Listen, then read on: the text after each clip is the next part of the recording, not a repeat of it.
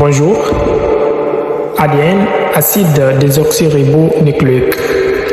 Griffith en 1928, Avery et son équipe en 1944, Erwin Chargaff en 1947 et autres.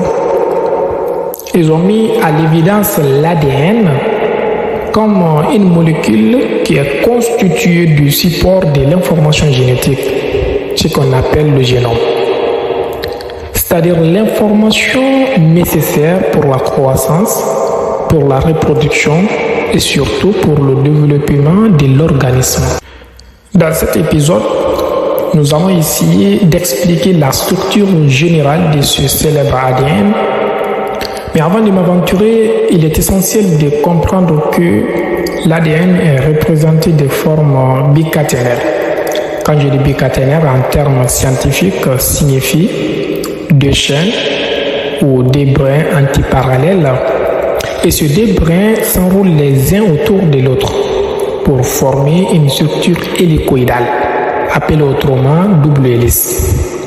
Pour vous faciliter la compréhension, on peut imaginer la forme d'ADN comme un ressort de compression, par exemple. Maintenant, le squelette de ce brin d'ADN est formé d'une succession de groupes phosphates et une molécule sucrée de la catégorie d'aldose, appelée le ribose. Ce ribose est composé de 5 atomes de carbone, 10 atomes d'hydrogène et 5 atomes d'oxygène. Et il est aussi connu sous le nom de pentose. Quand je dis pentose, pent signifie 5, ose signifie sucre. Donc pentose, cela veut dire le sucre qui contient 5 atomes de carbone. Mais attention, ce ribose qui fait partie de la structure d'ADN est manqué d'un atome d'oxygène, ce qui mène même à l'appellation de la lettre D qui se trouve au milieu, au centre de l'acronyme ADN, comme désoxyribose.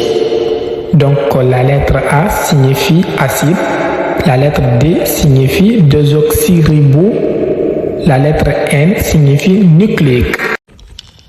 Mais non, c'est pas terminé. On observe également une substance qui relie les deux brins d'ADN. C'est la célèbre molécule située au centre de la structure d'ADN qui apparaît sous la forme de petits bâtons. Et ces molécules sont les bases ajoutées. Donc, ces bases ajoutées, plus le phosphate et le ribose, qui constituent le brin d'ADN, sont appelés des nucléotides. Et ces nucléotides sont au nombre de 4. On a adénine, on a thymine, cytosine et guanine. Mais dans la structure d'ADN, les nucléotides ne sont pas disposés au hasard. C'est-à-dire l'adénine est toujours liée à une thymine et cytosine est également liée à une guanine.